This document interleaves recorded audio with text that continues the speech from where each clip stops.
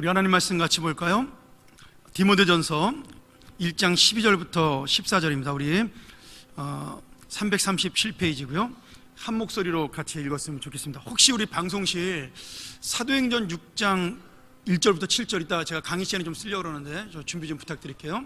사도행전 6장 1절에서 7절입니다. 우리 같이 한번 읽도록 하죠. 디모데전서 1장 12절. 자, 시작. 나를 능하게 하신 그리스도 예수 우리 주께 내가 감사함은 나를 충성되이 여겨 내게 직분을 맡기심이니 내가 전에는 회방자요 핍박자요 포행자이었으나 도리어 긍휼을 입은 것은 내가 믿지 아니할 때 알지 못하고 행하였음이라. 우리 주의 은혜가 그리스도 예수 안에 있는 믿음과 사랑과 함께 넘치도록 풍성하였도다. 아멘. 오늘 재직사면에 오신 여러분 주의 이름으로 환영하고요. 다음 주까지 제가 2주 동안 오늘 기본과 상시로 일할 때 능력의 일꾼이 된다.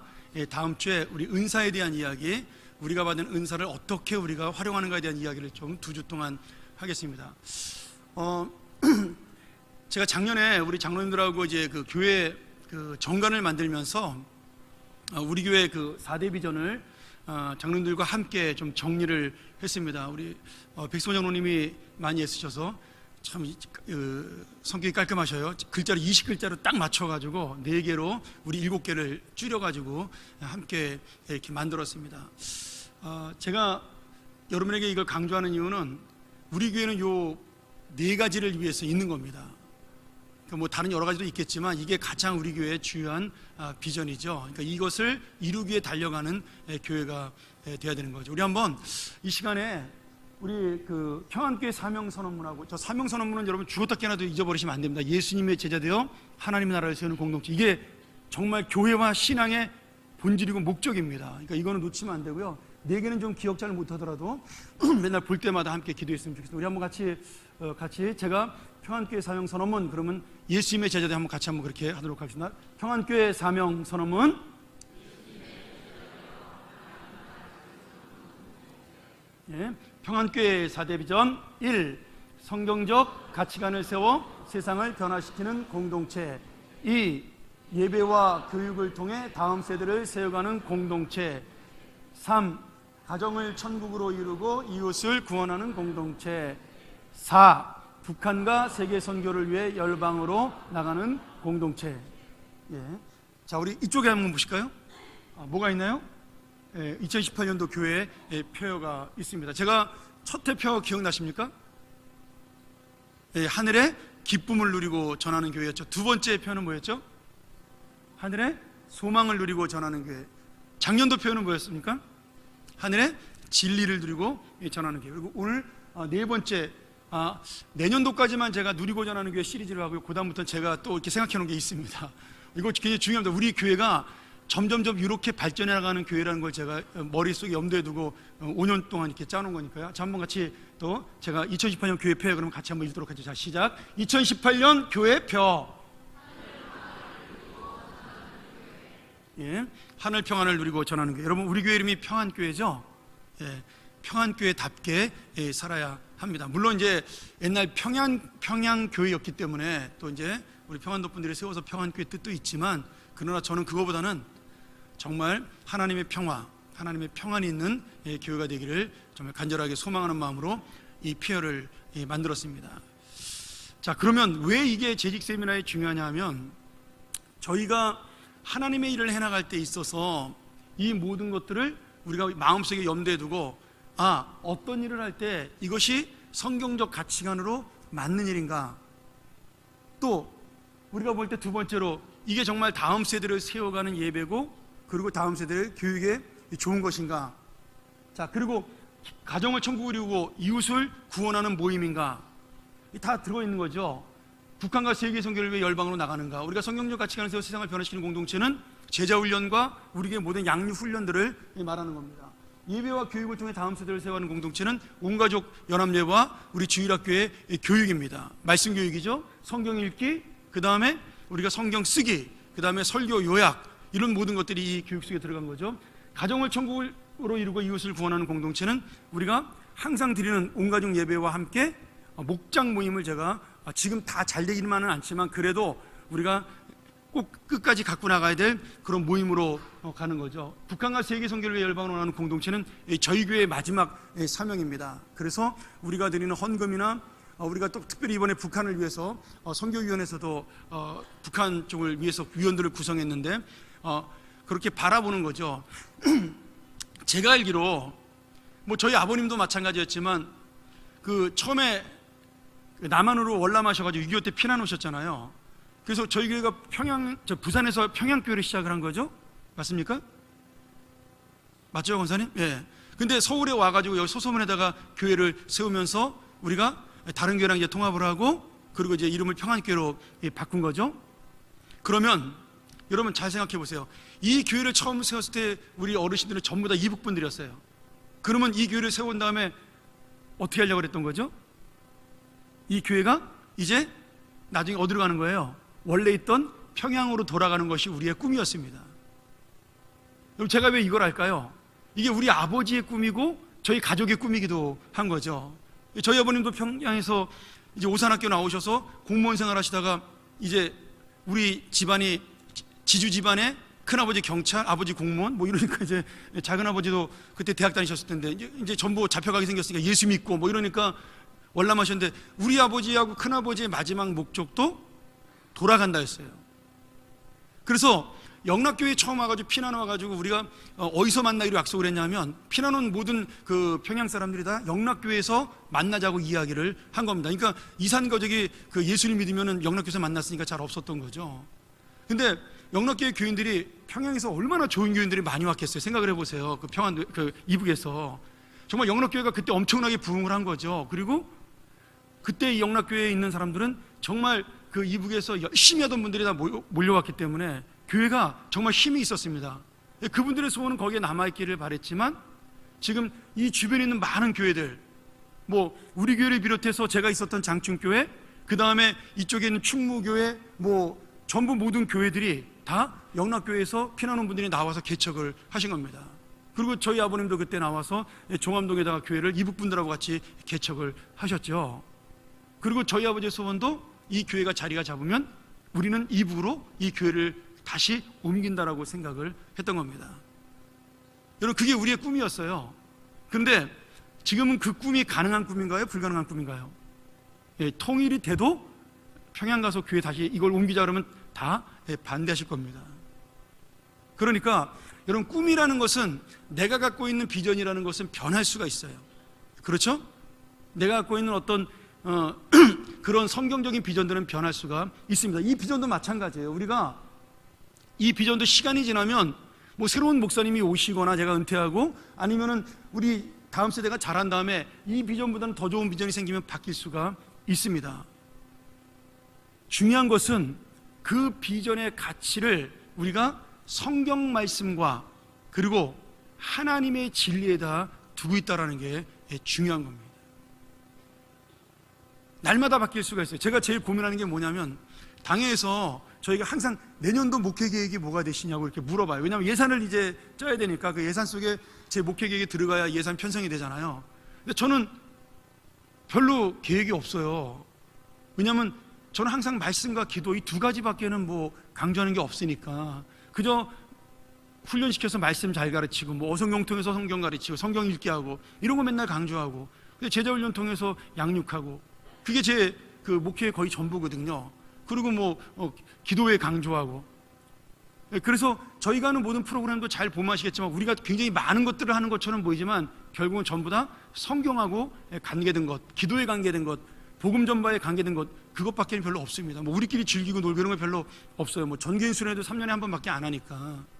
그래서 우리가 그런 비전들을 바라볼 때 성경에서 우리에게 원하는 것이 무엇인가를 생각하는 것이 바로 우리가 세우는 변할 수 있는 비전이라는 거죠.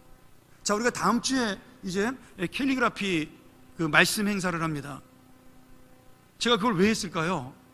물론 그분들이 12분 정도 오셔가지고 그 정말 봉사해 주는 거지만 그 말씀이 중요하기 때문에 우리가 한 해를 말씀으로 시작하고 그 말씀을 내가 마음에 가지고 1년 동안 이것을 지키기 위해 살겠다라는 어떤 그런 각오를 하라고 여러분에게 그런 행사를 하는 겁니다. 그러니까 성경이 우리의 기준이라는 거죠. 내 인생에.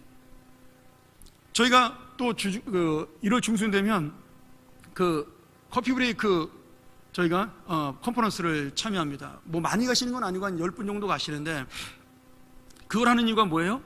복음 전도를 위해서 하는 겁니다. 이제 이번에 가서 제가 볼 때 평판이 좋으면, 저도 한국에서 처음 해보는 거라서 사실 좀 부담이 있어서 많이 교회에다 홍보를 못했고요. 이번에 이제 우리 그 전도위원회하고 전도팀 세가족부에서 좀 가서 은혜를 받고 오면 정말 좋다 그러면 제가 내년에는 목자들 전부 다 보낼 생각을 갖고 있습니다. 이제 우리가 미래의 전도, 관계 전도를 할 수 있는 아파트나 다들 그렇게 소그룹으로 이제 소가족으로 살잖아요. 그때 필요한 이게 전도법이고 나눔할 수 있는 그런 방법이기 때문에 뭐 시작은 미국에서 됐지만 이제 우리나라에서도 굉장히 내가 볼 때는 현실적으로 좋은 전도 폭발도 좋지만 이것도 굉장히 좋은 전도법이라는 생각이 듭니다. 여러분 전도 폭발을 해보시면 알지만 제가 볼 때 지금은 초신자에게 전도한다라는 역할보다는 믿는 사람들이 구원의 확신을 갖도록 하는데 더 큰 장점이 있어요. 전도 폭발은 물론 개인 전도라고 노방 전도라는 데도 전도 폭발이 강력한 힘이 있습니다. 그 케네디 목사님이 하는 거 보면 정말 전도 폭발을 만드신 분이죠. 그런 대단한 능력을 갖고 있어요. 근데 이 전도 폭발을 정말 효과적으로 사용할 때는 우리가 초신자들이나 아니면 임종을 앞둔 분이나 병중에 있는 분들에게 가서 이 복음의 확신을 전할 때 이 전도 폭발이 정말 큰 강점을 가지고 있습니다. 저는 우리 그 평안 전도팀이 잘 발전돼서 이 전도 폭발 잘하는 분들이 그 아프신 분들, 특별히 좀 병환이 위중한 분들에게 찾아가서 마지막 구원의 확신을 가질 수 있도록 이 전도 폭발을 가지고 함께 전하는 것도 굉장히 좋은 전도법이라는 생각이 들어요. 제가 작년에 부탁한 적도 있고요. 그런 식으로. 그래서 이 교회가 가는 모든 길은 결국 뭐냐? 이 4대 비전에 맞춘 하나님의 말씀을 따라서 가는 교회가 되는 겁니다.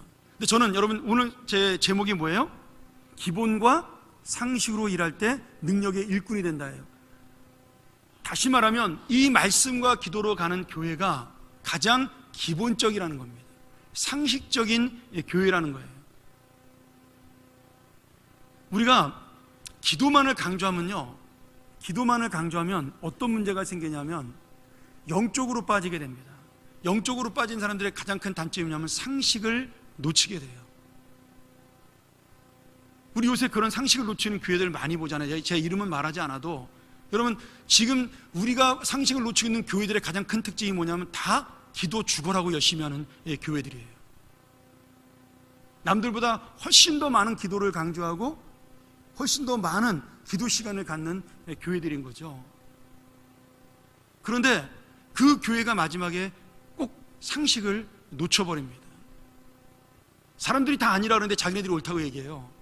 그게 뭐냐면 하나님의 말씀으로 자기를 비추어 보는 그런 기본 원리를 놓치고 있기 때문입니다. 그것은요 어떤 교회든지 마찬가지예요. 우리가 말씀과 기도가 같이 가지 않으면 반드시 그런 문제가 생겨나기 마련입니다. 만약에 말씀으로만 가면 어떻게 될까요?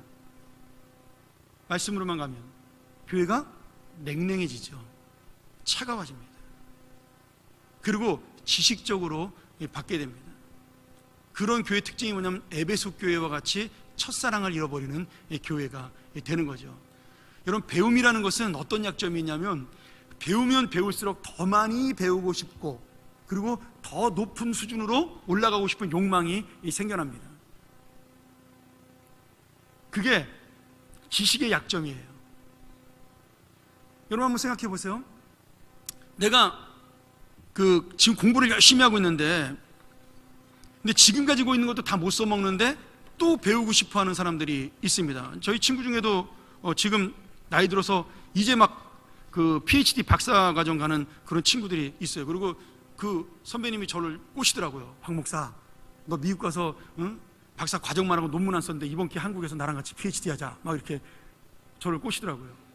뭐 저는 참 이렇게 유혹에 넘어갈 뻔했지만 첫 번째 돈이 없어 못하고 등록금이 너무 비싸요. 박사과정이 첫 번째 돈이 없어 못하고 두 번째 시간이 없어 못하겠더라고요. 교회 일을 하다 보니까 저는 정말 하루가 한 28시간 아니면 한 48시간 됐으면 좋겠다. 그럴 때가 이번 주도 특별히 그랬습니다. 야 하루가 한 40시간만 됐으면 좋겠다. 저는 뭐 공부할 시간이 없더라고요. 근데 그게 뭐냐면 지금 갖고 있는 지식도 사실은 써먹지 못해요. 잘. 그럼에도 우리가 자꾸 더 높은 걸 배우고 싶어하고 뭔가를 더 얻고 싶어하는 게 지식의 약점이에요. 그러니까 성경 공부를 열심히 하는 교회 약점이 뭐냐면 더 깊은 거를 요구하는 겁니다. 그러니까 제가 여러분들한테, 저는 수도 없이 공부했지만 프리셉트라든지 뭐 크로스웨이라든지 뭐 이런 것들을 일부러 강조 안 하는 이유가 거기에 있습니다. 그거는요, 사람을 말씀에 점점 깊이 있게만 들어가게 만들어요. 그 이상도 없습니다. 뭐 프리셉트 하는 분들 기분 나빠할지 모르겠지만 저는 하면서 그걸 느꼈어요. 단어 하나하나를 연구하면서 뭔 단어 하나에 그렇게 의미와 뜻이 많은지, 정말 사람이 사도 바울이 이걸 썼을 때 이 한 단어에 그렇게 많은 의미를 생각하면 썼을까? 아니 그냥 문안 인사 드린 건데 너희에게 은혜와 평강이 있을지어다 한마디 한 건데 온 성경에 다 그렇게 쓰는 건데 쓸 때마다 그렇게 수백 개의 생각을 하고 썼을까라는 고민이 들 만큼 많은 것들을 해석을 하거든요. 근데 그게 사람으로 하여금 뭐냐면 자꾸 더 높은 수준을 욕심내게 만드는 지식의 욕심을 가집니다. 사실은요, 제가 지금까지 배운 것만 하더라도 여러분에게 10%도 못 가르치고 죽어요. 제가 평생 동안 가르쳐도요. 제가 읽은 책에요 10%도 여러분에게 설명 못하고 저 죽습니다. 그리고 제 방에 있는 책 지금 한 3,000권 되나요? 제가 지금 그 장마통에 날린 책이 한 3,000권 되니까. 근데 그 중에 제가 한 3분의 2 정도 읽었는데 그 중에 몇 권이나 여러분들한테 지식을 전하고 죽겠어요. 뭐 거의 10분의 1도 못 전하고 죽는 거죠. 그런데도 불구하고 우리는 계속해서 쌓기를 원하는 욕심이 있는 겁니다. 그래서 목자를 하잖아요. 목자를 잘하다 보면 어떤 욕심이 생기냐면 신학을 하고 싶은 마음이 생겨나요. 성경을 잘 가르치는 교사가 있으면요 꼭 신학을 하고 싶은 욕심이 생겨납니다. 뭐 해서 나쁘다는 얘기가 아니라 그 욕심에 현혹되면 안 된다라는 겁니다. 해도 좋지만 꼭 할 필요가 없다라는 거. 신학이 하고 싶으면 저한테 오세요. 그럼 제가 제 방에서 우리 신학원에서 가르친 1, 2, 3년 과정 제 방에 다 책이 있으니까 제가 쭉 뽑아다가 빌려드릴게요. 아니면 사라고 그냥 목록을 적어드릴게요. 그 책 한 40권만 읽으면요 대학원 때 배우는 3년 동안 배우는 신학 다 공부할 수가 있습니다. 제가 우리 한 사람한테도 신학이 궁금하다 그러길래 제가 책장 맨 밑에 10권 정도 뽑아놨어요. 순서대로 읽으라고. 그것만 읽으면 저만큼 할 수 있습니다. 그러니까 우리가 마음속에 그런 욕심들이 생겨나는 거죠. 그러니 말씀과 기도가 균형 있게 가는 교회가 바른 교회라는 이유는 우리가 영성도 놓치지 말아야 되고, 그 다음에 그 영성을 진리대로 유지할 수 있는, 바른 영성을 유지할 수 있는 말씀도 굉장히 중요한 겁니다. 그러니 여러분 기도할 때 가장 중요한 게 뭐예요? 말씀을 놓고 기도하는 겁니다. 말씀으로 기도하는 것이고 말씀을 먼저 읽고 기도하는 거예요. 제가 새벽 기도를 이제 평일날 우리 이제 부교육자들이 인도하고 새벽에 이제 토요일 새벽만 제가 인도하지 않습니까? 근데 그런 고민을 한 적이 있어요. 꼭 토요일 날 설교를 해야 되는가? 여러분 어떠세요? 우리 목사님 역시 약간 좀 세속적이야. 설교를 안 해도 된대. 여러분 그런 뜻 아닙니다. 여러분 토요일 날 제가 새벽 기도에 이렇게 나와보면 토요일 날은 그래도 많은 분들이 설교를 열심히 들으셔요. 근데 평일 날 새벽 기도 나왔을 때 그 말씀에 우리가 얼마나 집중할 수 있을까 고민해 보면, 준비하는 분들은 그거 준비하느라고, 우리 전사님들 같은 경우는 설교를 자주 안 하니까 몇 시간씩 준비를 하거든요. 그래서 제가 가끔 그 얘기를 해요. 너무 깊이 있게 준비하지 마라. 응? 더 깊이 잠든다. 그 얘기를 하는 거죠. 너무 깊이 기도 제목만 던져줄 수 있는 만큼 설교 준비해야지 너무 깊이 있게 준비하면 안 된다. 제가 이제 매일 그 얘기를 하거든요. 시간을 너무 낭비하지 말라는 얘기죠. 거기다가 그냥 와서 새벽 기도회니까 기도가 중요한데 우리는 꼭 거기에 말씀을 들어야 된다는 거죠. 근데 요새에서 가만히 생각해보니까 그것도 필요하다는 생각이 들어요. 그 말씀을 듣고 기도 제목을 받으면 훨씬 더 낫겠다라는 생각이 듭니다. 제가 말하고자 하는 요지는, 여러분 영적인 것과 지적인 것은 함께 가야 되는 겁니다. 이 영적인 것과 지적인 것이 함께 갈 때 뭐가 생기냐면요, 우리 마음속에 그 올바른 인격이 생겨나는 거예요. 올바른 인격.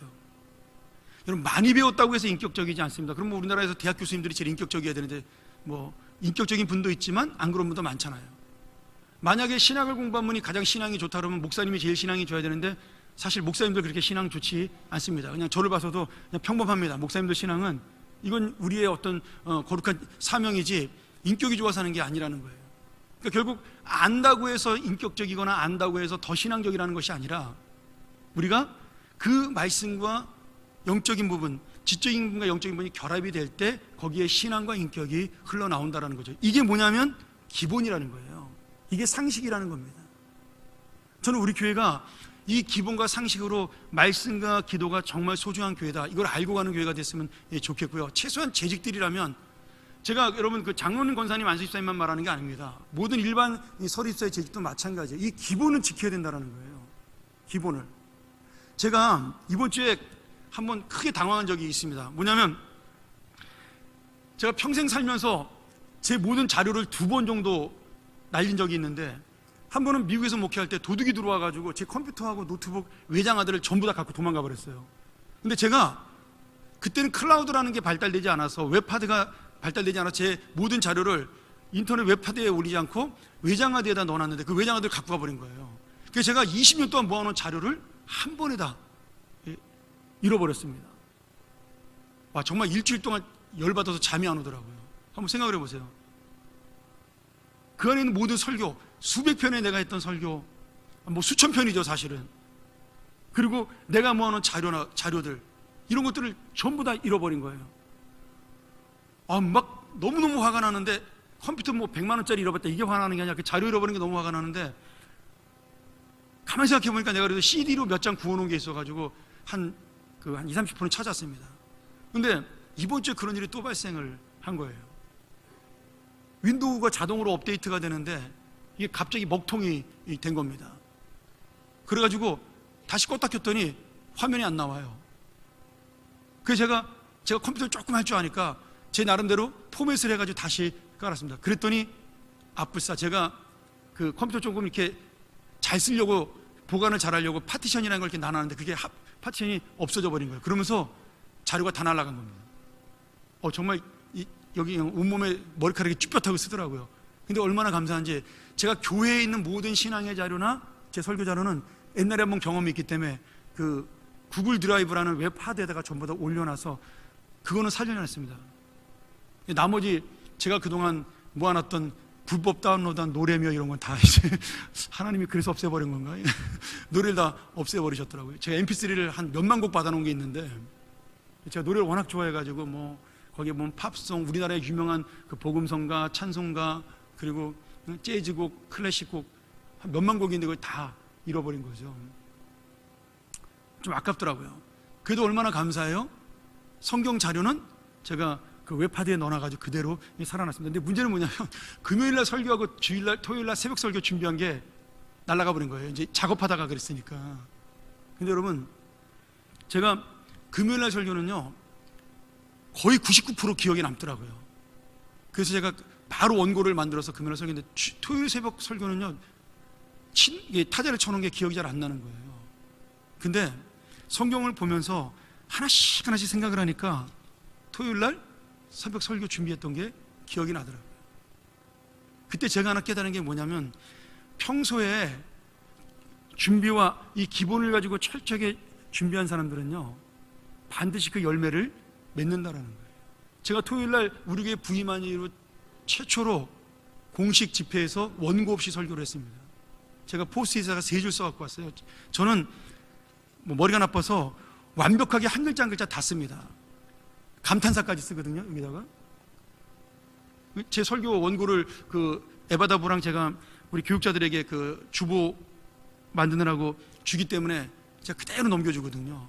근데 저는 원고 6장 7장을 그대로 다 토시 하나 안 틀리고 그대로 써요. 물론 외워서 올라와도 그게 제가 안심할 수 있는 방법이라는 생각이 들어요. 근데도 생각이 나더라고요. 평상시에 준비해 놓은 그걸로. 여러분, 이 말이 제가 왜 하냐면, 뭐 제 머리가 좋다를 자랑하려는 게 아니라, 머리가 좋아서 그런 게 아니라 평상시에 준비가 잘 돼 있다는 얘기죠. 여러분, 말씀과 기도로 내가 무장되어 있는 사람은요 문제를 만났을 때 와장창 넘어지지 않습니다. 말씀과 기도가 평상시에 훈련이 되어 있는 사람은 어려운 일을 만났을 때 그대로 허물어지지 않아요. 반드시 하나님이 붙잡아주는 역사를 만날 수가 있습니다. 여러분, 그래서 우리가 가장 기본적인 이 말씀과 기도를 상식으로 알고 살아가야 되는 겁니다. 뭐 다 아는 얘기니까 목사님 뭐 같은 얘기 반복하냐? 여러분, 반복해도 안 하니까 문제죠. 여러분, 꼭 이 성경의 본질을 놓치지 않고 기도의 본질을 놓치지 않는 교회가 되기를 주의 이름으로 간절히 소원합니다. 자, 이제 본론으로 들어가죠. 20분만 더 하고 마치겠습니다. 재직이 뭐냐? 재직은 집사를 우리가 재직이라고 부릅니다. 왜 그렇죠? 원래 성경에는 그 권사와 그 장로가 따로 없었습니다. 그냥 장로는 그 교회에 존경받는 그 나이 많으신 분을 장로님이라고 불렀던 거예요. 그것을 칼빈이 제도화시켜서 조직화한 게 장로교입니다. 그러니까 집사 중에서 또 헌신된 사람을 장로로 뽑은 거죠. 원래부터 장로는, 성경에는 그 원래의 장로는 그냥 교회에 나이 많으시고 존경받는 어르신을 장로라고 그냥 불렀던 거예요. 그 장로 중에는 목사님도 있었던 겁니다. 그래서 원래 재직은 집사를 말하는 건데, 우리가 말하는 서리 집사는 아니고요. 원래 서리 집사는 우리나라에만 있는 거죠. 원래 집사는 안수 집사만이 집사입니다. 서리 집사는 이름 그대로 설이에요. 그냥 임명직, 1년 임명직인 겁니다. 그래도 우리가 사명을 다해야 되겠죠. 그래서 이 집사라는 이름 또는 권사라는 이름을 성경에서는 뭐라 그러냐면 디아코노스라고 부릅니다. 디아코노스, 신약에서 헬라어로. 근데 이 디아코노스라는 말이 우리가 보는 대로 네 가지의 뜻이 있어요. 섬기고 봉사하는 일을 하는 겁니다. 예를 들어서 나를 비우고 섬기는 사람을 디아코노스라고 부릅니다. 종을 디아코노스라고 부르고요. 두 번째는 내 밑에 있는 사람, 내 말을 듣는 사람을 우리가 디아코노스라고 부릅니다. 그 다음에 그 집에 심부름하는 사람을 디아코노스라고 부르고요. 마지막으로 그 집안 전체를 매니저먼트하는 지배인, 다시 말하면 성경 청직이라고 나와 있죠. 그런 사람들을 집사, 디아코노스라고 부릅니다. 성경에 보면 이 집사 역할을 잘한 사람이 누구죠? 창세기에? 누가 잘했죠? 창세기에? 보디발 장군의 집사였던 요셉이었습니다. 요셉이 집사를 잘해가지고 인정을 받은 사람이죠. 여러분, 이 의미 속에 뭐가 들어있냐면 보수를 받지 아니하고 무조건적으로 헌신하고 봉사한다라는 그 뜻이 담겨져 있어요. 우리가 식당에서, 내가 식당에 밥을 먹으러 갔어요. 그럼 거기서 이제 그 식당에서 우리한테 봉사한다 그러죠. 종업원들이 이제 서비스, 이제 서빙한다 그러는데, 이 서비스를 하면은 우리가 그분들에게 뭘 주지요? 한국은 안 주네? 팁 주잖아요, 팁. 그러면 여러분, 그 서빙은 그 섬김이고 헌신인가요? 아닌가요? 엄격하게 말하면 아닙니다. 여러분, 서비스는요, 무상으로 하는 게 서비스예요. 근데 이게 바뀌어가지고 돈을 받고 일을 해도 서비스라고 부르는데, 서비스 업에 종사하는 거지 서비스하는 건 아닙니다. 여기서 말하는 그 디아코노스, 집사, 권사의 서비스는요 100% 자원과 희생과 그리고 무보수입니다. 그리고 내 스스로가, 이제 이게 정말 중요한데, 이 재직의 가장 큰 특징이 뭐냐면 내 스스로가 독립적으로 무엇인가를 결정하고 그 일을 만들기 위해서 있는 사람이 아닙니다. 이게 굉장히 중요합니다. 성경에서 재직의 원리는요 철저하게 보조자예요. 그 말은 뭐냐면 담임 목사를 도와서 교회 일을 같이 이뤄나가는 동역자예요. 그 이상이 넘어가면 안 됩니다. 자, 그걸 우리가 어떻게 할 수 있냐면 사도행전을 우리 한번 보면서 하나씩 보도록 하겠습니다. 여러분, 지금 사도 바울이 자기를, 우리가 읽었던 본문에 보면 나를 처음에 뭐라고 그러죠? 회방자요 핍박자에서 하나님이 나를 일꾼 삼으셨다라고 말씀하고 있어요. 그런데 우리가 읽지는 않았지만 그 다음 구절에 뭐라고 하냐면 내가 그럼에도 불구하고 여전히 죄인의 괴수라고 이야기합니다. 이게 우리의 본질이에요. 하나님께서 우리가 죄인의 괴수가 됨에도 불구하고 우리를 하나님의 재직으로, 일꾼으로 삼아 주셨다라는 겁니다. 이것을 우리가 마음속에 담고 지금 사도행전을 넘어가서 6장을 보셔야 되는 거죠. 성경 피시고요. 우리 화면에 띄울 수 있나요? 사도행전 6장. 예. 자, 사도행전 6장 1절을 보면 예루살렘 교회, 초대교회에 성도가 막 3,000명, 5,000명씩 불어나기 시작을 했어요. 그런데 그 당시에 사람들은 전부 다 헌금을 받아가지고 어디다 썼냐면 가난한 사람을 돕는 데 썼습니다. 근데 이 교회를 지도하는 사람이 베드로하고 요한하고 야고보가 중심 지도자였는데, 이 사람들은 히브리 사람, 다시 말하면 이스라엘 본토 사람들이에요. 그러니까 도울 때 항상 누구를 먼저 도왔냐면 히브리 쪽, 그러니까 본토 쪽에 사는 과부들, 가난한 사람들을 도운 거예요. 근데 교회가 교인이 늘어나기 시작하면서 헬라파, 다시 말하면 다른 지방에서 온 교인들이 유입되면서 거기에 가난하고 불쌍한 사람들도 많이 들어오게 됐어요. 근데 우선순위에서 자꾸 밀리는 거예요. 왜? 여러분 우리 속담에 그런 거 있죠. 우는 아이 뭐 한다고요? 예, 젖준다고요.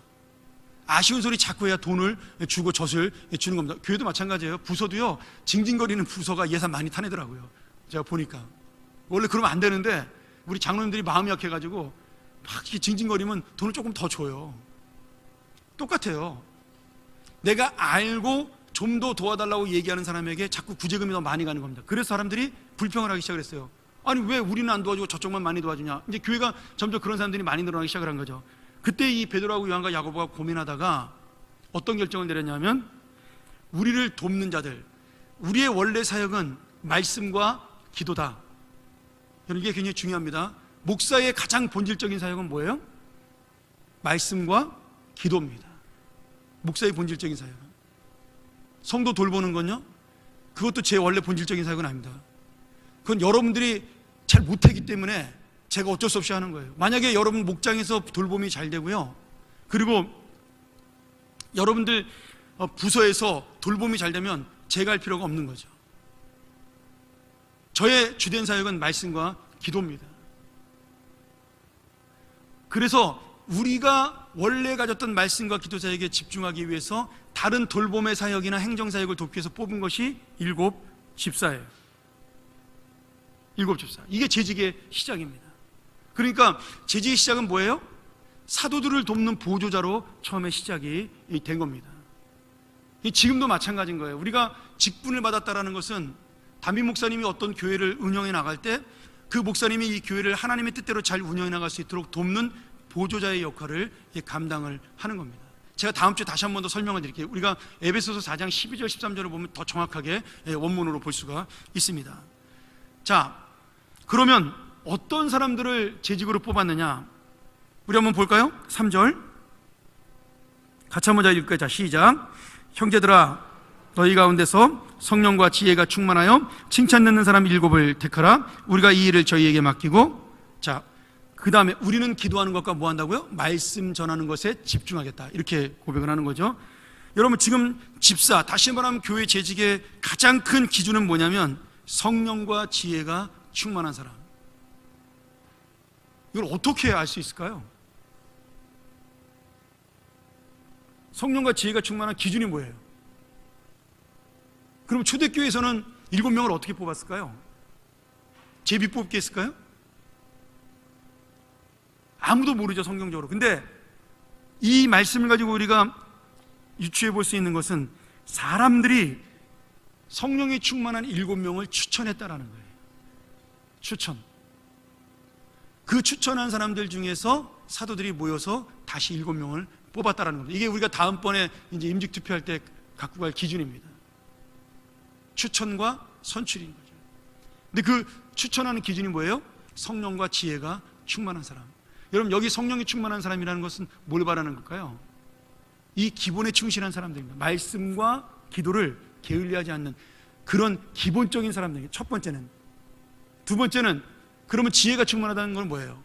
하나님의 뜻을 분별하는 사람들이니까 하나님의 뜻을 분별하는 사람들은 어떻게 하죠? 다른 사람에게 인격적으로 잘 대하고 인정을 받는 겁니다. 그러니까 여기가 성령과 지혜가 충만하다는 것은요, 추상적인 것이 아니라 다른 사람들이 바라볼 때 아, 저 사람은 교회의 리더가 될 만해, 내가 존경할 만한 사람이야를 지금 말씀하고 있는 거라는 거죠. 그래서 이 사람들을 뽑고 나서 사도들은 자기의 본질적인 사역에 말씀과 기도에 집중하게 되었고, 이 7 집사가 교회 행정과 구제와 모든 돌봄을 맡게 되었어요. 그랬을 때 교회가 어떻게 됐다고요? 자, 7절 한번 볼까요?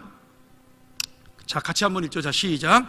하나님의 말씀이 점점 왕성하여 예루살렘에 있는 제자의 수가 더 심히 많아지고 허다한 제사장의 무리도 이 도에 복종하니라. 이 도는 복음이죠. 7 집사가 잘했더니 교회가 어떻게 됐다고요? 부흥했다고요. 부흥했다. 여러분, 지금 목사가 잘해서 부흥했다고 말하지 않습니다. 이게 중요한 겁니다. 그럼 교회가 부흥 안 하면 저희 책임인가요? 그런 말은 아니죠. 네. 이 교회가 부흥하는데 결정적인 역할을 한 사람들은 바로 재직이라는 거예요. 그들이 하나님 앞에서 정말 열심히 했더니 하나님이 그 교회에 새로운 사람들을 보내주셨다라는 거예요. 심지어 예수님을 반대했던 제사장의 무리까지도 들어왔다라는 거예요. 누구를 보고요? 사도를 보고요?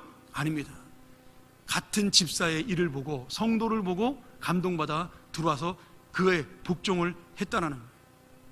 물론 들어온 사람들이 이 사도들의 설교를 들어서 감동을 받았겠죠. 그러나 이 교회의 사람들을 모이게 하는 원동력은 누가 됐다라는 거예요? 성도들이었다는 거예요. 특별히 이 집사들이었다는 겁니다. 지금 이 말씀의 의미가 뭐냐면 지금 한국교회도 마찬가지예요. 부흥의 원동력은요, 담임 목사의 설교라고 여러분 생각하시면 오해입니다. 그 설교를 듣고 은혜 받은 사람들이 나가서 전했기 때문이에요. 바로 살았기 때문입니다. 어떤 게 더 중요하냐? 저는 재직들의 헌신이 훨씬 더 중요하다고 믿습니다. 목사님의 설교는요, 52주 은혜스러울 수 없습니다. 죄송합니다. 제가 실력이 없어 그럴 수도 있는데, 제가 보니까 제가 52주 설교하면 한 30주 정도 은혜스러우면 진짜 그건 제가 잘하는 거예요. 어떻게 52주 매주 은혜를 줄 수가 있겠어요?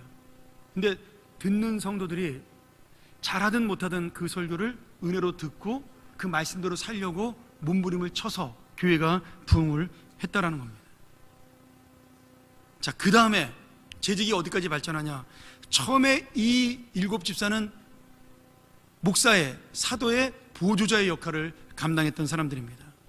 실제로 그래서 미국의 제가 살던 텍사스의 그 휴스턴에 가면 휴스턴 서울 침례교회라고 있습니다. 거기가 뭐냐면 이제 소그룹으로 미국에서 가장 유명한 교회예요. 제가 잠깐 동안 봉사했던 교회도 지금은 교회가 이제 좀 건축하면서 어려워져서 교회가 지금은 좀 문을 닫았는데, 그 교회도 굉장히 소그룹으로 유명했던, 동부에서는 제가 있었던 교회, 제가 잠깐 머물렀던 교회, 그 다음에 중부에서는 휴스턴 서울 침례교회, 그리고 서부 가면 샌디에고에 있는 교회 중에 하나가 굉장히 잘하는 교회가 있습니다. 거기는요, 목사님이 360일 신방을 한 번도 안 갑니다. 목사님이요, 교인들 상담도 거의 안 합니다. 목사님은 뭐만 하냐면 설교하고 새벽 기도에 3시간 동안 기도만 하셔요. 지금 그 목사님, 제가 뭐 우리 모시려고 그러는데, 그 최영기 목사님이라고 이제 은퇴하셨거든요. 그래서 한국에 와 계셔요. 그 후임자가 제가 그 미국에 있을 때 만났는데, 그 친구도 똑같이 한다 그래요. 그 교회에서 그 좋은 LG인가 어디 회사 다니던 친구를 목사님이 불러가지고 너 우리 교회에서 사역해라. 그래서 신학 공부 시켜가지고 부목사 세우고, 그리고 그 교회에 물려준 건데 똑같이 한다는 거예요. 그래서 제가 처음에 이제 그 교회 가서 야, 이거 어떻게 그렇게 할 수 있냐. 근데 그 목사님 소신이 있어요. 성경대로 하면 된다. 성경에 나는 기도와 말씀에 전념하라 그랬고, 나머지 모든 일, 성도를 돌보고, 그 다음에 양육하고, 그리고 봉사하고 헌신하고 그런 행정일 보는 것은 전부 다 누가 하는 거라고요? 집사들이 하는 거라고 돼 있으니까 나는 성경대로 하는 거다. 그렇게 이야기를 하시더라고요. 근데 그 교회가 점점 부흥을 하는 거예요. 지금 휴스턴이 한국 사람이 점점 줄거든요. 달라스가 발전하면서, 제가 살던 달라스가 발전하면서 달라스는 인구가 10만 명이 넘어갔는데 휴스턴은 5만 명, 6만 명 살다 지금 2만 명도 안 남았어요. 근데 그 교회는 부흥해요. 교회가 절반이 없어졌는데 그 교회는 계속 부흥을 합니다. 근데 그분한테 물어보면 간단해요. 그냥 성경대로 하면 된다 그래요. 더 이상 뭐 자기는 한 게 없대요. 그냥 성경대로 자기는 설교하는 데 집중하고 기도하는 데 집중했다. 나머지는 다 교인들 했다. 그렇게 말씀을 하시더라고요. 근데 그 교회 목자들은요, 목사 같아요. 움직이는 게. 제가 이제 그 세미나 가서 일주일 동안 그 성도 집에서 자는 거거든요. 그 집사님 댁에서 목자 집에서 자면서 같이 생활을 하는 거예요. 야, 근데 이게 진짜 목사 같아요. 그래서 너무 잘하니까 어떨 때는 그 집사님 중에 목사를 우습게 하시는 분도 있더라고요. 우리가 목사보다 더 낫다 이렇게 생각하는 분도 있더라고요. 정말 그만큼 자부심을 가질 만큼, 그러면 안 되겠지만 정말 잘하시더라고요. 근데 그렇게 하는 거에 대해서 그분들이 힘들다, 어렵다 그런 마음이 들기도 하지만 그거를 가장 큰 보람으로 여기고 있다라는 거예요. 내가 지금 한 목장을 통해서 한 영혼을 돌보고 한 영혼을 사랑하고, 그래서 나 때문에 한 영혼이 전도해서 데리고 와서 이 사람을 말씀 공부시키고 세례받게 하고, 그리고 교회 일꾼으로 성장시키고 이것을 내 인생의 가장 큰 보람으로 여기고 있다라는 거죠. 오늘 여러분, 이게 바로 재직의 마지막 열매입니다. 이게 기본이라는 거예요. 이게 성경에서 말하는 우리 일꾼들의 상식이라는 겁니다. 한국에도 지금 그렇게 따라하는 교회들이 꽤 있습니다. 제가 잘하는 교회도 있고요. 정말 그런 교회들은 일주일에 한 번씩 그 목장 모임을 5시간씩 가져요. 그래서 금요일날 모이면 토요일날 새벽 2시, 3시에 끝납니다. 하도 할 얘기가 많으니까 목장에 모이면 똑같이 따라하는 거죠. 그 목사님들도 말씀과 기도만 합니다. 물론 아직 우리 교회는 그렇게까지는 거긴 다 개척한 교회들이지만 우리 교회는 수십 년 동안 이루어진 전통이 있기 때문에 단번에 그걸 따라하자 이런 얘기는 아니라 우리가 본질과 기본에 대해서는 고민을 해야 된다는 거예요. 목사님은 교회에서 그럼 뭐하고 저희는 직장 다니면서 내가 사람까지 돌보고 이렇게 힘들게 일해야 됩니까? 저 잘 모르겠어요. 성경에서 그렇게 하라고 돼 있거든요. 성경에 지금 초대교회 교인들도요 다 직장 생활하면서 이렇게 했거든요. 근데 더 놀라운 일이 생겨요. 7장에 넘어가면 스데반이 하나님의 복음을 전하는 사람이 됩니다. 그러니까 집사를 잘했더니 점점 성장해서 뭐가 됐어요? 복음 전도자로 발전이 되는 겁니다. 그래서 이 스데반은 교회 행정과 사역을 돕는 보조자를 넘어서 사도들과 함께 복음을 전하는 동역자까지 올라가게 됩니다. 그래서 그 복음을 전하다가 어떻게 돼요? 사울이라는 증인 앞에서 돌에 맞아 죽죠. 그리고 사도 바울이라는 또 걸출한 인물을 탄생하게 만드는 그런 귀한 순교를 하게 됩니다. 오늘 여러분, 우리가 하나님 앞에 성장한다는 것이 어디까지 가는 것이냐? 결국 내가 이 교회에서 봉사하는 기본을 지키면서 결국 성령과 지혜가 충만해서 어디까지 가느냐? 복음 전도자까지 가는 겁니다. 이게 재직의 마지막 사명이에요. 그럼 복음 전도자니까 나가가지고 서울역 가가지고 막 복음 이런 사람을 말하는 게 아니라 내가 시간이 날 때마다 기회가 될 때마다 이 복음을 어떻게든지 전하려고 내 마음을 붙잡는 사람, 이 사람이 바로 재직의 마지막 완성체라는 거예요. 그래서 저는 오늘 이 말씀을 보면서 재직의 마지막 완성체는 뭐예요? 영혼을 돌보고 그리고 전도, 복음 전하는 데까지 나가는 사람이다. 저는 이렇게 말씀드리고 싶어요. 하나만 더 하고 말씀 마치죠. 한번 보세요. 재직의 기본 자세, 우리 중간에 있죠? 예수님의 삶과 비교하면서 한번 나는 사실 이게 점수 매기는 걸 제가 만들어 놓은 게 있거든요. 한 문제당 10점씩 해가지고 제가 10문제를 만들어 놓은 게 있는데 다음 주에 한번 해볼까 말까 제가 지금 고민 중에 있습니다. 이제 그거에서 70점이 넘어야 그 교회가 건강한 교회거든요. 근데 해놓고 또 60점도 안 되고 막 이래버리면 서로 민망해질까봐 제가 지금 고민을 하고 있는데 무작위로 한번 해볼까 생각 중입니다. 무기명으로 하면 좀 낫죠.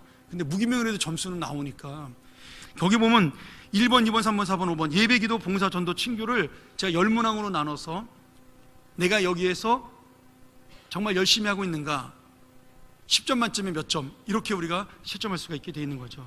채점까지는 안 하더라도 예배, 자신의 영혼을 위해 정규 예배와 집회에 반드시 참석을 해야 한다. 기도, 주님의 은혜를 구하는 인생이 되기 위해 기도의 시간을 놓치지 않아야 한다. 당연한 거죠. 봉사, 자신이 항상 돕고 섬기는 자 보조자의 입장에서 목사를 도와야 한다. 전도, 영적 부담감을 가지고 영혼 구원에 대해 관심을 가지고 기회가 될 때 복음을 전해야 된다. 친교, 교회가 하나 되게 하고 다른 사람을 기쁘게 함으로 사람을 세우는 선한 마음을 가져야 한다. 여러분, 다 이거 누가 하는 거예요? 일이 하는 게 아니라 사람이 하는 겁니다. 일로 이루어지는 게 아니라 사람으로 이루어지는 거예요. 자, 제가 두 가지만 예를 들어서 얘기하고 마치도록 하죠. 이번에 우리 안내팀이 새롭게 많이 개편이 좀 됐습니다. 안내팀장 하시는 권사님 좀 쉽지는 않으실 거예요. 그런데 여러분, 안내팀의 가장 큰 사명은 뭐죠? 처음 온 교인들 아니면 우리 교회 오시는 분들이 편안하게 예배드릴 수 있는 첫 번째 얼굴입니다. 그러니까 우리 교회 얼굴이 안내예요. 그래서 정문에서는 우리 권사님들 굉장히 중요하고 안수 집사님들하고 올라오면서 사실 제 맘 같아서는 로비 1층에 또 사람이 하나 있었으면 좋겠다 싶은데 우리 바로 2층으로 올라오니까 거기다 표지판이라도 하나 써야 돼야 되지 않나라는 생각이 들어요. 예배는 2층에서 드립니다. 이런 식으로 처음 오는 사람들을 위해서. 그러니까 우리는 이제 그런 생각을 못 하는 거죠. 항상 습관적으로 올라가니까 남들도 다 알 거라고 생각하는데 그렇지 않아요. 그래서 배너라도 하나 세워놨으면 좋겠다라는 생각을 하게 되고요. 이제 이런 것들이 제가 하면 안 되고 얘기를 안내팀에서 나와야 되는 거죠. 아니면 새가족부에서 이런 거 하나 세워놨으면 좋겠다. 뭐 올해서부터 우리 주차장 안내하시는 분들 한 3-4자리 정도는 팻말 세워서 오늘 새로 오신 분들 자리라고 해놓으면 거기는 아무도 주차를 안 하고 새로 오신 분들 대부분 늦게 오니까 비워놓는 거예요, 그냥 주차를. 그럼 그냥 거기 주차하는 거죠, 편하게. 이런 어떤 우리가 좀 뭐 많이도 비해서 한 3자리에서 4자리면 됩니다. 그런 어떤 배려들, 이런 것들이 안내팀에서 아니면 주차 안내팀에서 새가족부에서 필요하다라는 거죠. 그리고 이제 교육자가 아니기 때문에 우리 안내 쓰시는 분들이 이렇게 적극적으로 안내하는 거를 굉장히 좀 부끄러워하십니다. 근데 안내하시는 분들은 그러시면 안 돼요. 안에까지 들어와서 예배 시간에도 괜찮습니다. 자리가 없는데 뒤에서 막 사람 들어오면 우왕좌왕하니까 빨리 그분들이 그 가운데로 읽고 가서 가운데로 빨리빨리 이렇게 사이사이에 넣으셔야 돼요. 그게 안내팀이 하는 역할입니다. 그리고 앉아있는 분들한테도 가운데부터 앉으라고 계속 사정을 해야 됩니다. 우리 죄송합니다. 우리 연세 많으신 권사님들 말 안 듣죠? 그렇죠? 말 잘 들으시나요? 말 안 들어요. 제가 부목사 할 때도 저 여러 번 경험했습니다. 뭐 권사님 좀 안으로 땡겼을 때니 목사님 이거 30년 동안 내 자리야 뭐 이러면서 안 옮기셔요. 근데 30년의 그 자리도 바꿀 수 있는 그 능력이 안내팀한테 있어야 돼요. 새로운 사람들을 위해서. 그래서 뒷자리 4자리 정도는 항상 비워놔야 됩니다. 늦게 오는 분들이 앉도록 가운데부터 앉혀야 돼요. 근데 그거를 쭈뼛쭈뼛 못하면 안 됩니다. 딱 들어와서 바로 이쪽으로 오시죠. 그래가지고 촉촉착 안내를 이렇게 서야 되는 겁니다. 이제 그거는 훈련과 습관이에요. 해본 사람만이 할 수 있거든요. 바깥에서 쓰는 사람들은 누가 이렇게 교인이 와서 뭔가 이렇게 찾고 있으면 못 찾으시나 제가 도와드릴게요. 딱 얘기해가지고 헌금 무슨 봉투 성경 헌금 어떻게 착착 찾을 수 있도록 오늘 나눠줄 수 있는 뭐 성경 읽기표 뭐 이런 거 그런 거 빨리빨리 하는 것이 안내팀의 역할이에요. 새로 왔는데 뒤에서 이렇게 보니까 자리가 없는데 아무도 나한테서 안 앉지도 않고 나 어디 가서 앉아야 돼 이러고 있으면 그 다음 주부터 교회 안 옵니다. 오늘 첫째 줄에서 그런지 아침 1부 예배 때 2층에 새로운 사람들이 꽤 많이 앉아 있더라고요. 이제 교회 정탐하는 정탐꾼들이죠. 몇 명이나 이제 정탐하실 또 몇 달이나 정탐하실지 모르겠는데 또 2부 예배 때도 몇 분이 오셨더라고요, 새로. 그래서 저는 얼굴 하니까 인사를 했는데 다 그분들 그러죠. 그냥 들렀다고. 들렀다가 마음에 들면 등록했다로 바뀌는 겁니다. 근데 처음에 들렀다 해서 등록할 때로 바뀌는 거에 가장 중요한 거는 예배의 분위기지만 그 예배의 분위기보다 첫 번째 인상인 안내팀의 인상이 제일 중요합니다. 내가 이 교회 와서 편안함을 느낄 때 일단 은혜 받는 자세가 나오거든요. 그건 저도 다른 교회 처음 갔을 때 느끼는 감정입니다. 이러면서 안내팀이 중요하죠. 제가 안내팀에 따라 교육을 못 시키니까 지금 미리 말씀드리는 겁니다. 그리고 새가족부도 굉장히 중요합니다. 새가족부도 그런 부분에서 딱 사람을 붙잡으면 끈기 있게 같이 나가야 돼요. 일단 새가족부에 들어온 사람을 놓치는 것은 우리 책임입니다. 그리고 새가족부에 들어와서 5주 성경 공부를 하면은 그 사람은 65%에서 70%는 등록을 합니다. 이건 저희 교회 통계예요, 지금. 그리고 제가 이번에 새가족부에 한번 말씀드리고 싶은데 5주 제가 만든 교재가 있죠. 꽤 잘 만드는 교재입니다. 아주 재밌고 쉽습니다. 그러니까 처음 오는 사람도 읽기만 해도 이해가 되는 성경의 기본 원리가 그 안에 들어있어요. 근데 그 5주 하고 난 다음에 제가 고민을 했어요. 뭘 할까 하다가 6주째는 마지막에 그 자기를 가르쳤던 교사와 함께 이 교회 한 바퀴를 돌아보는 겁니다. 본당, 위에 에바다부실, 그 다음에 교육관, 화장실 위치가 어디 있는지. 그분이 처음 와가지고 뭐가 어딨나 이렇게 돌아볼 수는 없잖아요. 근데 그분들에게 교회를 안내하는 겁니다. 한 바퀴 돌면서 이제 공부는 끝났으니까 우리 교회 다니시려면 뭐가 필요하다. 식당은 여기니까 다음 주부터는 식당에 와서 저랑 같이 식사하시면 됩니다라든지. 여러분 처음 온 사람이 알아서 지하 식당에 내려간다? 천만의 말씀입니다. 그런 사람 없습니다. 여러분 절에 가보셨어요? 절에 왜 관광지에 가면 절 있잖아요. 저 지리산에 가면 화엄사 있고 여기 봉은사 있고. 저 옛날에 그 리더 훈련 시킬 때요. 제가 강남에서 그 부교육자 할 때 제가 있던 교회 바로 옆에 봉은사가 있었어요. 제가 1년에 한 번씩 꼭 리더들을 데리고 봉은사에 데려갑니다. 애들 별로 안 좋아해요, 절에 가면. 근데 그 봉은사 주지 스님이 기가 막히게 설법을 하시는 분이에요. 설교를 너무 잘해요.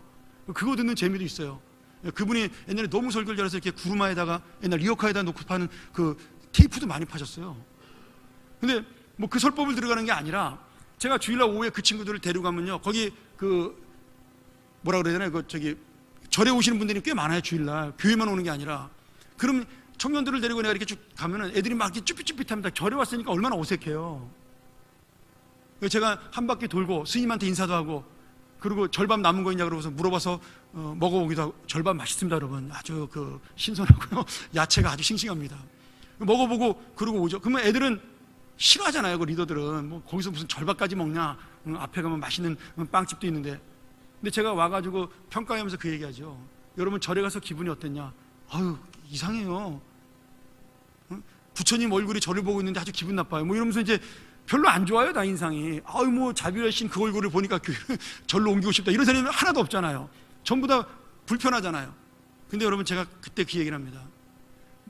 당신들이 느끼는 그 불편함과 부담감이 바로 우리 교회에 처음 나오는 사람이 느끼는 불편함과 부담감입니다.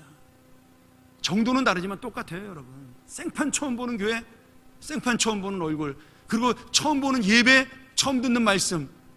뭐 목사님이 앞에 나가서 막 자기 잘났다고 떠드는데 뭔 말인지 하나도 모르겠어. 똑같은 거예요. 예배 또 왜 이렇게 길어?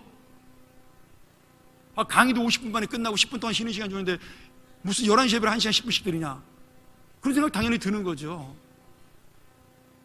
그리고 일어나라는 신호도 안 하는데 자기들끼리 막 일어났다 앉았다. 여러분 생각해 보세요. 처음 오신 분이 갑자기 막 일어나고 난 이게 두리두리 보고 있는데 또 어디 때 갑자기 앉아 혼자만 서 있어.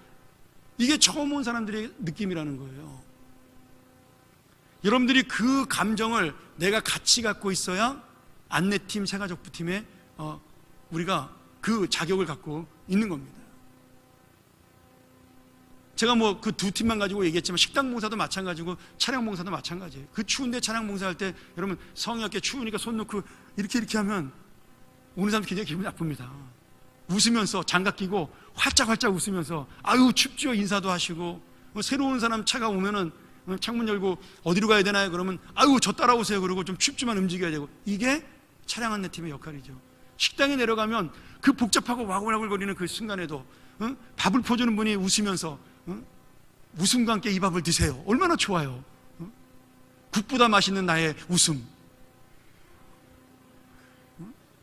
오늘 여러분 우리 고깃국에 어제 김장하시느라고 너무 애쓰셨는데 제가 오늘 아침에 광고를 못했네. 너무 감사합니다. 김장하시는 분들 너무 오늘 고생하셨는데 추운데 너무 감사드리고, 오늘 그냥 우리 저기 장례난 가정에서 과일에 떡에 고기에 얼마나 신나는 날이에요. 오늘 제가 그 끝나고 11시 예배 끝나고 인사하러 밖에 나갔는데 10명도 밖으로 안 나가. 딴 나갔더니 100명이 나가는데 다 식당으로 내려갔어. 인사하는데 사람들이 안 와요. 얼마나 좋은 날이에요. 근데 그 맛있는 고기보다, 그 맛있는 과일보다 더 기쁘게 하는 것이 식당에서 봉사하는 사람들의 얼굴이라는 겁니다. 얼굴, 웃는 얼굴, 그리고 섬기는 얼굴. 그게 이 교회를 처음 나온 사람들이 느끼는 이 교회 인상이에요. 여러분, 그래서 아무나 재직하면 안 되는 겁니다. 그럼 재직은 누가 하는 거예요? 예쁜 사람이 하는 건가요? 아닙니다. 희생할 수 있는 사람이 재직을 하는 겁니다. 여러분, 우리는 당연히 희생과 봉사를 생각을 하는데, 제가 오늘 1시에 신임 집사들 교육을 한 20분 시켰어요. 그리고 더 자세한 교육은 세미나 때 받아라, 제가 그 얘기를 했는데, 근데 제가 딱 한 가지 얘기했습니다. 여러분, 집사가 된다는 것은 봉사하는 거다. 여러분들이 모르는 사이에 여러분들이 먹는 밥, 여러분이 드리는 예배, 이런 모든 것들이 누군가의 희생을 통해 이루어진 거다. 여러분, 저희 교회가 움직이는데요, 제가 대충 계산해 봤더니 주일날 이 교회가 토요일서부터 주일까지 원활하게 돌아가기 위해서 최소한 150명, 보통 180명이 움직여서 이 교회가 돌아갑니다. 저희 교회는 애들어른 합쳐서 한 750명 정도가 예배를 드리는데, 이 180명 정도가 봉사를 해서 나머지 그 600명 정도의 교인들이 행복한 예배를 드리게 하는 거예요. 나는 그냥 와서 앉아있는데, 이게 그냥 와서 앉아있는 게 아니에요. 누군가 움직여서 이 예배가 형성되는 겁니다. 새벽부터 우리 관리 집사님이 일어나셔서 보일러 틀어놓고요, 그리고 아침에 찬양팀이 와가지고 연습하면서 예배를 은혜스럽게 인도하고요, 일부 예배 때부터 시작되는 거죠. 찬양대 아침에 10시까지 와가지고 9시까지 와가지고 연습하고요, 이러면서 이 모든 것들이 하나하나 진행되면서 나는 그냥 와서 예배가 참 좋다 이렇게 느끼고 있는데, 사실은 그 모든 희생과 섬김이 결정적으로 나타나는 것이 바로 예배의 기쁨입니다. 저절로 생기는 게 아니라는 거예요. 제가 그 얘기를 하면서 여러분들 집사가 됐으니까 한 가지씩 봉사하라 그랬더니, 그때서야 그분들이 뭐라냐, 한 번도 그런 생각을 해본 적이 없었던 거죠. 매일같이 밥을 먹고 매일같이 예배를 드리고 좋은 찬양을 드리면서도 왜 내가 예배가 좋은지, 왜 기쁜지를 몰랐다가 그때 깨달은 거죠. 누군가 나를 위해 뭔가 해주는 사람이 있구나. 그래서 다들 그렇게 하겠다고 말씀하시더라고요. 나도 뭔가 한 가지 하겠다고. 여러분, 하나님의 일은요, 어떤 일 때문에 생기는 것이 아닙니다. 어떤 한 사람의 희생과 섬김으로 하나님의 일은 이루어지는 겁니다. 오늘 여러분, 제가 재직 세미나이기 때문에 1시간 정도 길게 강의했는데 좀 힘들더라도 꼭 잊지 마셔야 돼요. 내가 왜 이 자리에 집사로, 장로로, 권사로 앉아 있는가? 그거 놓치시면 안 됩니다. 그게 기본과 상식이에요. 내가 왜 금요일 예배를 지켜야 되고, 금요일 기도회를 지켜야 되고, 토요일 새벽을 지켜야 되는가? 내가 왜 주일날 남들 다 놀러 가는데 반드시 이 예배의 자리를 지켜야 되는가? 그것이 바로 우리의 기본이기 때문입니다. 오늘 여러분, 이 기본과 상식을 놓치지 않는 나 같은 죄인을 하나님의 자녀 삼아주시고 오늘 일꾼 삼아주신 이 주님의 은혜를 놓치지 않는 우리 귀한 재직들 되기를 주의 이름으로 간절히 축원합니다. 우리 같이 한번 통성으로 이 시간 말씀 기억하면서 기도하죠.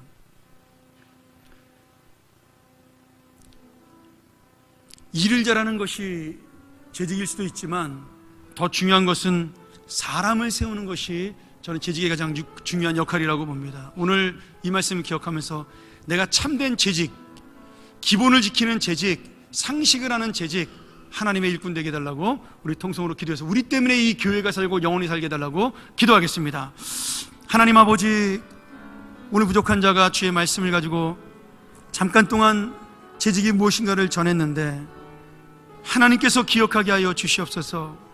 하나님께서 저들을 깨어지게 하여 주시고 정말 이 기쁨과 은혜로 이 일을 감당할 수 있도록 도와주시며 이 교회가 저들의 봉사와 수고로 살아나고 세워지고 생명들이 역사하는 교회가 될 수 있도록 인도하여 주시옵소서. 예수의 이름, 예수의 능력, 예수의 복음, 예수의 말씀만이 전해지는 교회, 그것만이 힘을 발휘하는 교회, 말씀과 기도로 세워지는 교회, 주의 은혜로 세워지는 교회가 되게 하여 주시옵소서. 아버지 하나님, 우리의 수많은 선배들이 70년 동안 이 교회를 위하여 봉사하였고 아직도 그 봉사의 손길을 통하여 이 교회가 세워지고 있음을 기억합니다. 우리가 그 헌신을 놓치지 않도록 도와주시옵소서. 그 희생을 놓치지 않도록 도와주시옵소서. 이 교회를 향한 하나님의 꿈을 놓치지 않도록 인도하여 주시옵소서. 성령과 지혜가 충만한 자들이 세워지게 하여 주시옵소서.